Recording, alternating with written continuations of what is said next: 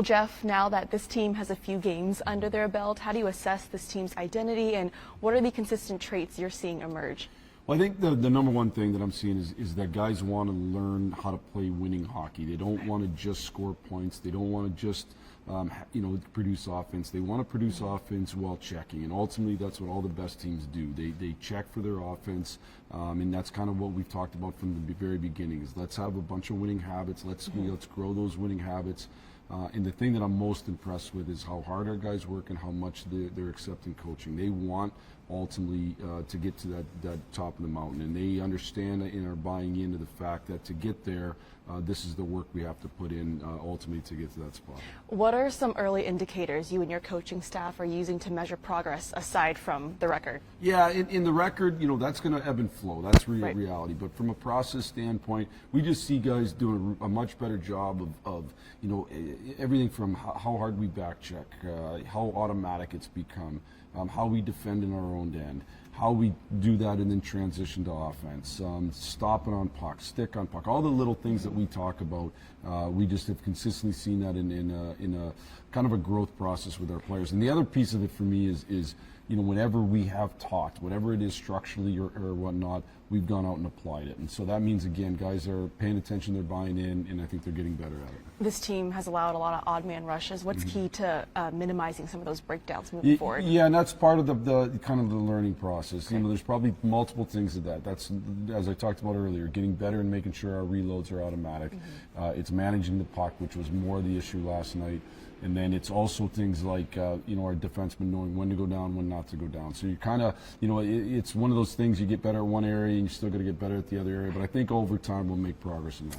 Power play has been a bit of a struggle. What do you chalk that up to? Is it confidence, execution, and how do you guys become a threat with the man advantage? Yeah, it's probably both confidence and execution. Confidence is an amazing thing, and I've seen it throughout my time coaching the best of the best, and everybody kind of loses confidence in different areas at different times, and so we got to grind our confidence back. But how do you do that? You focus on executing, and certainly there's been times where we've had pucks and kind of had what I would call unforced errors, and so you want to eliminate the unforced errors. The other team's going to do a good enough job defending. Let's not give them any help with that. We'll make some tweaks to it as well, but I just think it's a little bit of getting confidence and kind of getting on a roll.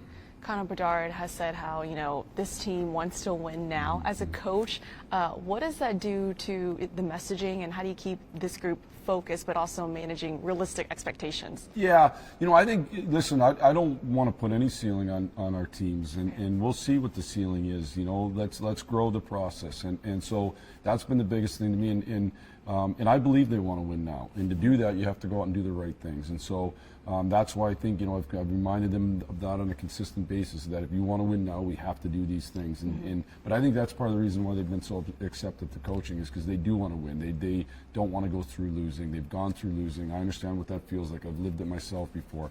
So let's do the right things to win. When a star player like that says something like that publicly, how does that impact a locker room? Does that motivate them more? I think the biggest thing is I'm a huge believer that to have a great culture, your best players have to do it right. And so that's been the challenge that I've given to our leadership group and to our young elite players like Connor.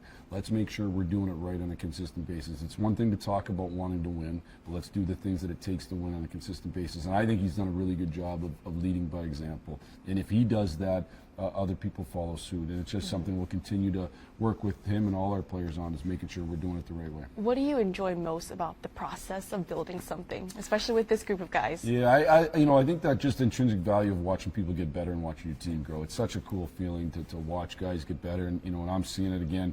Some of it shows in points and some of it doesn't. And I was just saying this morning, talking specifically about Connor, like watching him do things defensively that he wouldn't have done at the beginning of the year, and how he's grown in that. It's fun. It's fun to watch that. It's fun to watch our team grow as a group. It's fun to see how excited we were when we scored the goal to go ahead and Tampa, and how vested and committed our group is. It's been a lot of fun to watch. In what ways are you wanting to see specifically Connor grow this season? Probably just like I said, the completeness in his game, and making sure you know, again, everybody measures everything on points, and he's going to score in time here 100%. He's a very talented player. He's going to produce a lot of points, but let's do it in a way that's going to also produce wins. And so, you know, I think he's done a really good job of buying into that and getting better in those areas. Lastly, what are some signs overall that you're seeing that is possible for sustainable success down the road? Well, I think, you know, we have talent, and it's young talent. And so, but when you have talent and you do it the right way, you will win eventually. The process that we're going to go through is just the growth of a lot of that young talent and the maturity in our games. And so as our game matures, you'll see it. But when you have, you know, there's no doubt, I think when you look and watch us play, that you see a lot of young talent on the ice. That means if you do it right over time, we will win. Jeff Blashill, thanks for the time. Good luck the rest of the way. Thank you.